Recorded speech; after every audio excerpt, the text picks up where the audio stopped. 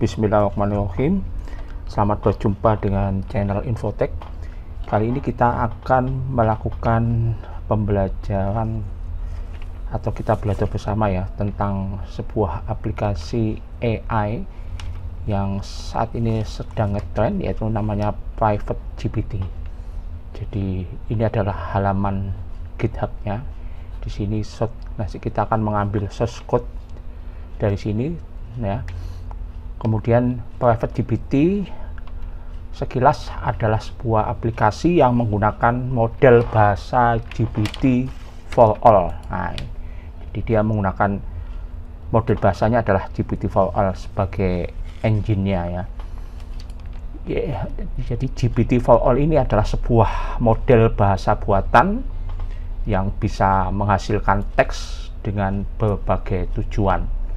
Nah, yang kita akan aplikasikan di sini adalah dia akan berinteraksi dengan dokumen kita secara pribadi tanpa koneksi internet ya. Jadi meskipun tanpa ada koneksi internet dan kemudian aman ya, privacy aware chatbot. Jadi karena tanpa adanya koneksi internet artinya bahwa kita tidak bisa membocorkan data kita. Jadi ini hanya berlaku di komputer lokal. Kita bisa memasukkan dokumen-dokumen yang kita miliki ke dalam Private GPT dan kemudian kita bisa bertanya apa saja yang ingin kita ketahui tentang dokumen tersebut. Kemudian Private GPT akan mencari jawaban yang sesuai dari dokumen-dokumen yang telah kita masukkan dan memberikan jawaban dalam bentuk teks ya. Nah, ini kita akan menggunakan model bahasa GPT for all. Ini adalah free ya, gratis.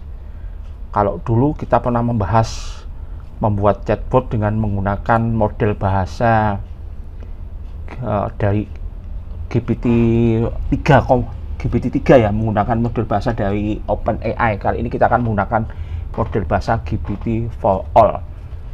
Nah, jadi GPT for all ini bisa kita jalankan secara lokal di komputer kita tanpa memerlukan GPU ya, yang GPU yang bagus ataupun bahkan tanpa menggunakan koneksi internet. Model bahasa ini yaitu GPT-4o ini bisa digunakan untuk berbagai tujuan ya, seperti berbicara dengan chatbot, menulis teks kreatif ya, kemudian untuk menjawab pertanyaan.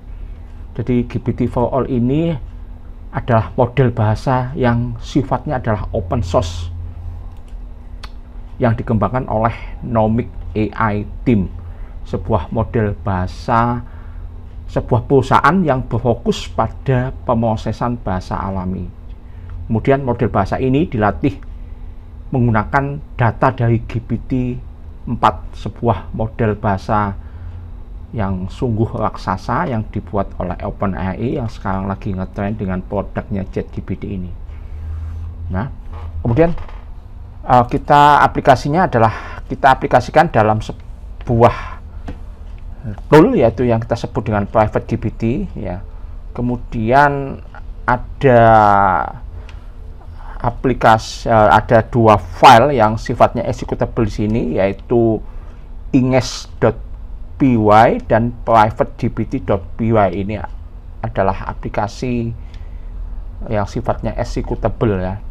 Kemudian namun saya melihat bahwa aplikasi atau kode-kode Python di dalamnya ada beberapa kekurangan ya, bukan kelemahan ya sebenarnya, tapi ya kalau kekurangan dikit lah ya. Kemudian akhirnya saya melakukan revisi ya terhadap pernyataan, misalnya terhadap pernyataan info hilang, kemudian untuk menangani dan menampilkan pesan kesalahan, jadi handling error ya, misalnya jika ada variabel hilang atau kesalahan saat inisialisasi, kemudian masalah membungkus fungsionalitas utama dalam dev main atau fungsi main untuk meningkatkan organisasi kode.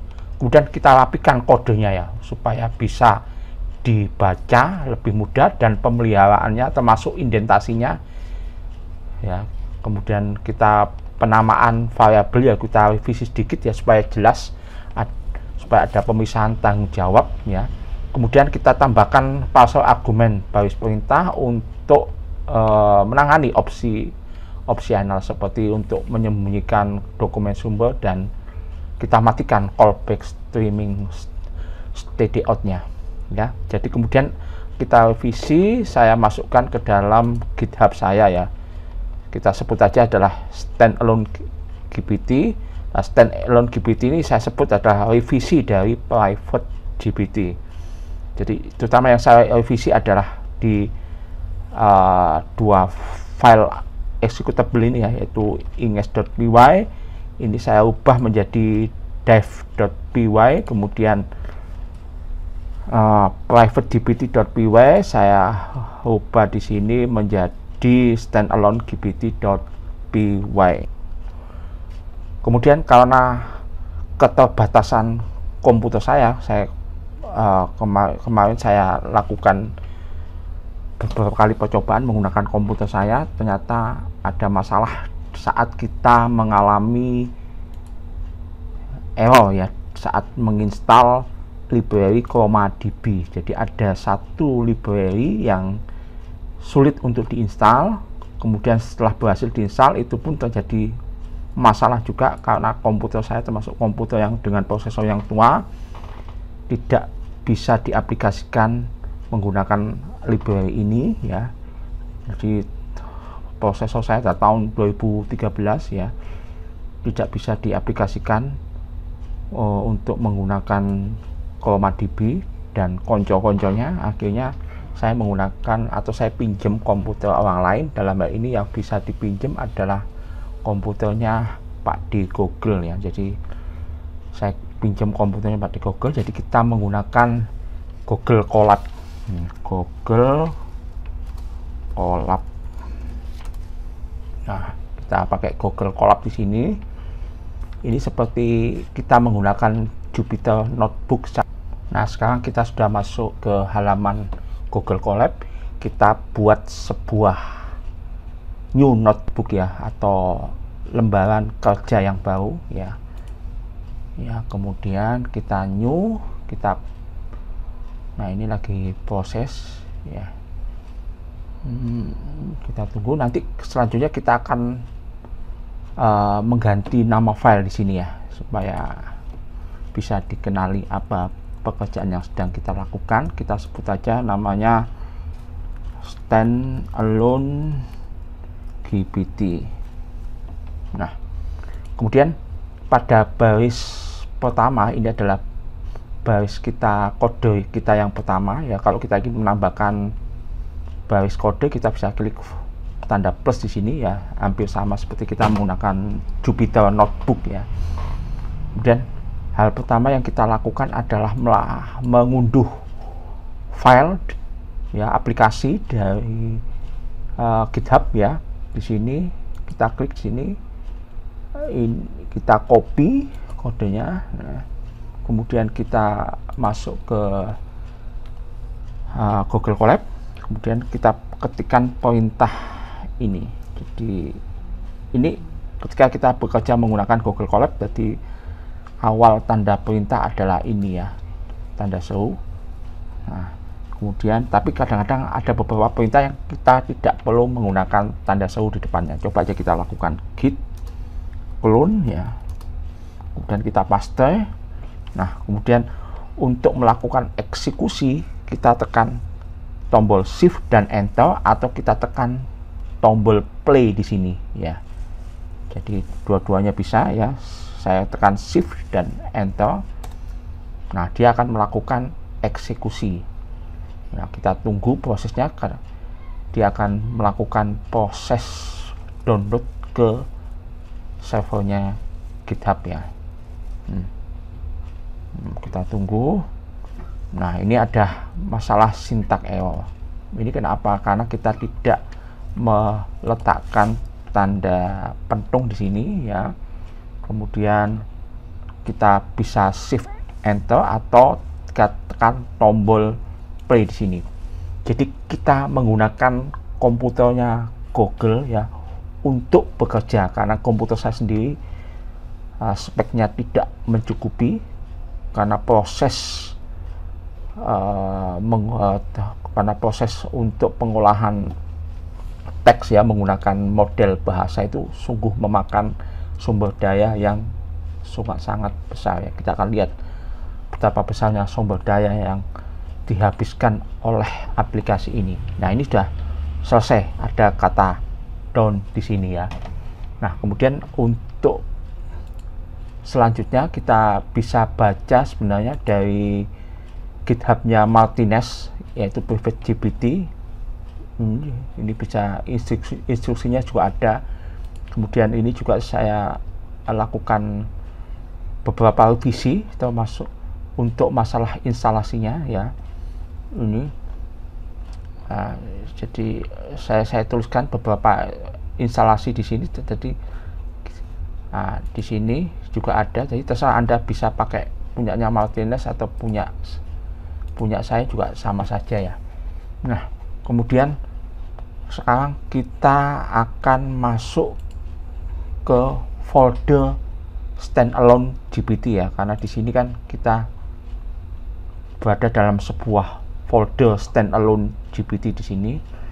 Jadi di sini perintahnya adalah cd stand, kita tunggu stand. Sebentar. Ini standalone GPT. Nah, kemudian kita tekan shift dan enter. Nah, kita sudah berada di dalam directory standalone GPT. Kita ls -a tekan shift enter. Nah, ini adalah file-file yang ada di dalamnya, termasuk ada folder juga, sama seperti kita berada di halaman GitHub ini. Nah, kemudian sekarang kita akan melakukan instalasi library ya, library yang ada di file requirements.txt ya. Perintahnya pip install requirement. Sebentar, saya -l requirement requirement.txt ya. Kemudian kita tekan shift enter atau tombol play di sini. Nah, ini akan melakukan instalasi berbagai library yang ada, yang listnya, daftarnya ada di dalam requirement.txt. Jadi kalau kita lihat library-nya di sini, kita klik. Nah, ini adalah daftar library yang ada di dalam requirement.txt ya. Nah, ini kita lakukan instalasi, ada banyak sekali, dan ini kalau kita menggunakan, saya coba di komputer lokal itu memang butuh waktu yang agak lama ya, bisa lebih dari 7 menit ya, karena filenya juga cukup besar dan ada masalah, terutama di masalah beberapa library yang tidak bisa diinstal kecuali dengan library pendukung lainnya seperti itu. Kita tunggu prosesnya. Mungkin supaya tidak berlarut-larut, saya pause dulu. Nah, ini sudah selesai. Ini memakan waktu sekitar 2 menit ya. Kemudian di sini ada tombol restart and time. Jadi ini minta di restart ya. Kemudian kita klik restart, kita klik yes. Nah, ini akan melakukan restart, kemudian inisialisasi ya. Dan setelah ada keterangan RAM dan disk, ini kita bisa melanjutkan pekerjaan kita.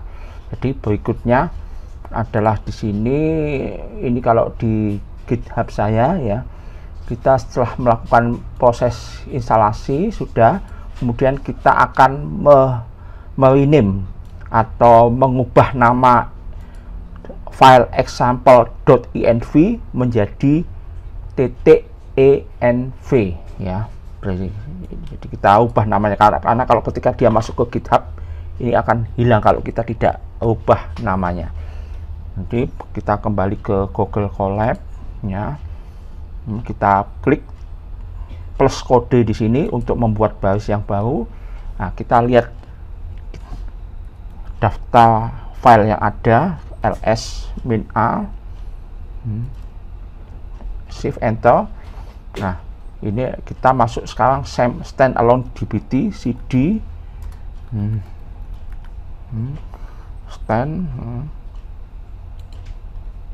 shift enter.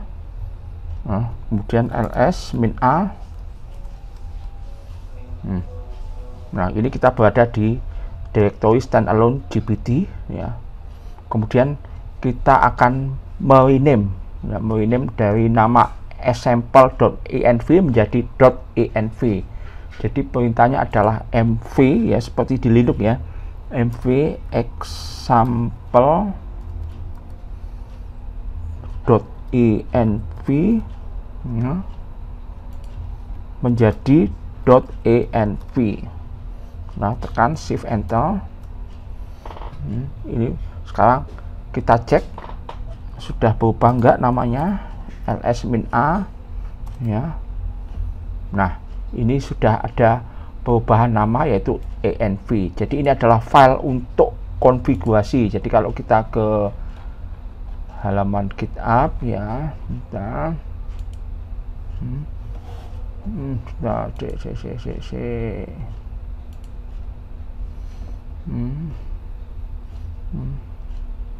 ini ya, ini adalah konfigurasi untuk model bahasa yang akan kita gunakan nantinya ini ya.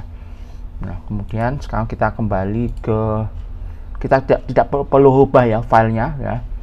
Sekarang kemudian kita akan, sekarang posisi kita ada di mana. Jadi kita cek ls-a, kita posisinya sudah masih berada di dalam folder standalone.gpt. Nah, di dalam directory standalone GPT ini kita akan membuat sebuah directory baru. Kita sebut nama directory-nya adalah models ya. Jadi kalau kita lihat di sini, kita ini mengubah nama, kemudian ini kita mengubah .env.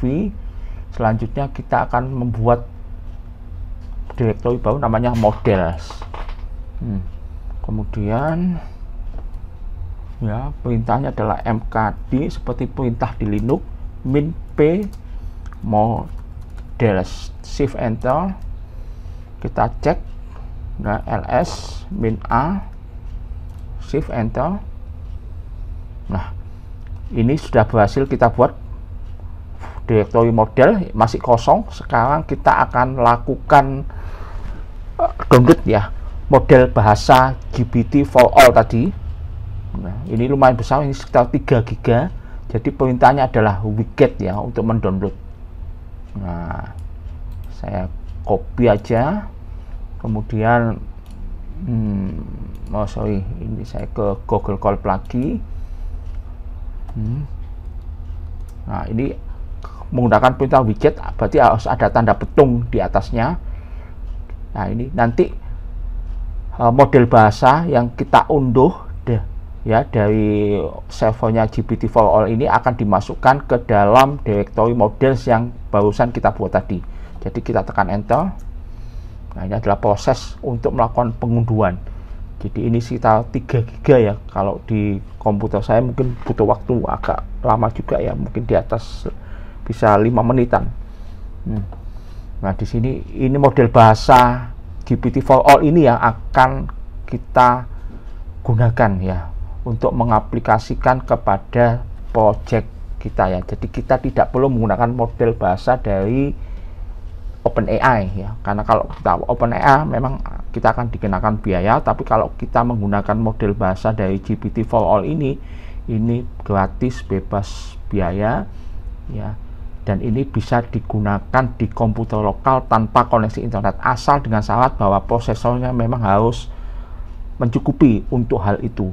Dan ini prosesnya juga butuh waktu dan menguras sumber daya, jadi memang butuh sumber daya yang cukup gede ya, terutama di CPU dan GPU-nya, atau ini prosesnya 95% ya, dan ini memang menguras sumber daya, tapi hasilnya juga ada beberapa nilai positif, termasuk diantaranya adalah keamanan data ya, karena data kita tidak kita obral di luar ya. Kemudian setelah itu kita cek di LS sudah ada enggak model bahasa yang kita download tadi, -a models. Shift enter. Nah, ini jadi model bahasa itu berhasil kita download ya menggunakan extension bin. Jadi berhasil kita lakukan pengunduhan. Nah, kemudian sekarang kita cek lagi kita berada di mana, ls ya, -a. Nah, sekarang kita akan mengaplikasikan ini file dive.py. File.py ini adalah untuk masuk ke dalam dokumen yang akan kita baca. Dokumen itu, dokumen yang akan kita baca itu adanya di source dokumen. Jadi di dalam source dokumen ini saya sudah masukkan file PDF. Jadi ini mendukung banyak extension file ya, ada CSV, ada dokumen dari Microsoft Word ya, DOC ya, ada IML untuk apa, buku online ini, e-book ya, dan bisa membaca file HTML juga, PowerPoint juga bisa dibaca, termasuk juga adalah PDF dan kemudian TXT ya. Nah, kita lihat sekarang ls -a source dokumen.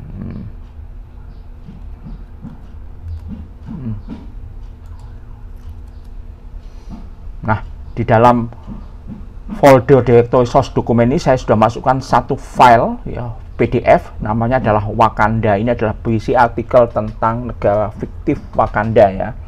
Nah, sekarang kita sudah pastikan bahwa di dalam source dokumen itu ada dokumen yang akan kita telisik, yang akan kita analisa, yang akan kita baca. Jadi kita akan menggunakan dive.py untuk menelisik isi dokumen tersebut. Jadi perintahnya adalah tanda pentung ya, Python dive.py, shift enter.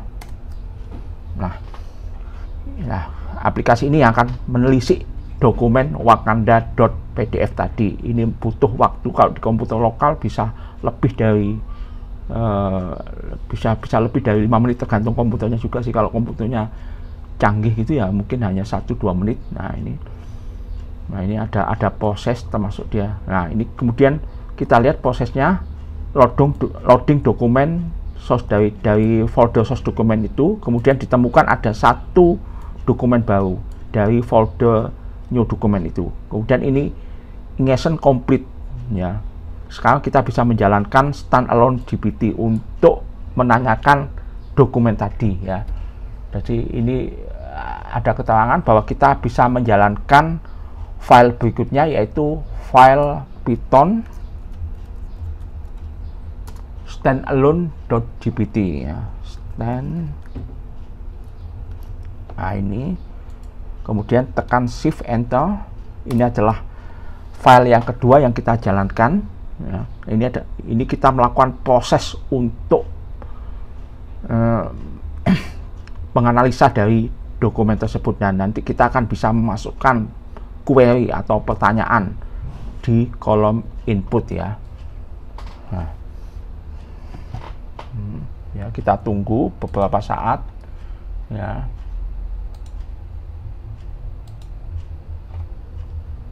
Jadi kalau kita lihat di dokumen tadi, sebenarnya saya pause dulu ya supaya nggak nunggu lama.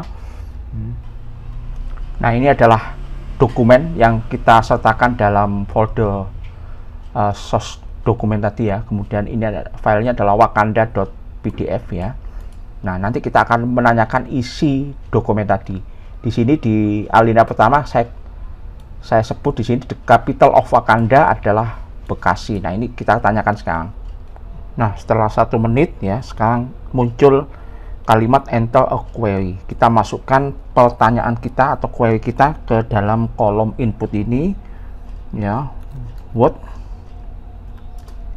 is the capital of Wakanda ya, tekan enter. Nah, ini akan melakukan proses query kepada dokumen wakanda.pdf tadi. Ini makan waktu proses yang cukup lama ya, bisa lebih dari 5 menit, bahkan beberapa kali saya bisa menemukan di atas 10 menit ya. Jadi kita pause dulu ya untuk mempersingkat waktunya. Nah, sekarang sudah selesai proses query-nya. Ini mohon maaf, saya tinggal untuk mandi dahulu karena agak lama ya, sudah sampai 10, ini sudah masuki menit 14 ya, mungkin sekitar 10 menitan tadi ya. Nah, ini menghasilkan jawaban what is the capital of Wakanda is Bekasi. Dengan query-nya tadi adalah what is the capital of Wakanda, apa ibu kota Wakanda, jawabannya adalah the capital Wakanda is Bekasi, dan sesuai dengan isi file PDF di sini, yaitu the capital Wakanda is Bekasi ya. Jadi ini sudah selesai, tapi dia terus melakukan proses query sampai kita berhentikan, atau kita juga bisa menambahkan query di sini ya. Kita bisa memberi pertanyaan yang kedua, dan ini juga tentu akan makan waktu yang beberapa lama ya. Ya, demikian proses query menggunakan model bahasa GPT-4All. Jadi kita bisa memanfaatkan model bahasa open source yaitu GPT-4All ya ke dalam project kita. Namun perlu diingat bahwa ini akan memakan sumber daya yang cukup besar, terutama di komputer kita ya. Semoga bisa menjadikan pembelajaran. Anda bisa lihat manualnya di halaman GitHub saya, linknya ada di kolom deskripsi. Demikian, assalamualaikum warahmatullahi wabarakatuh.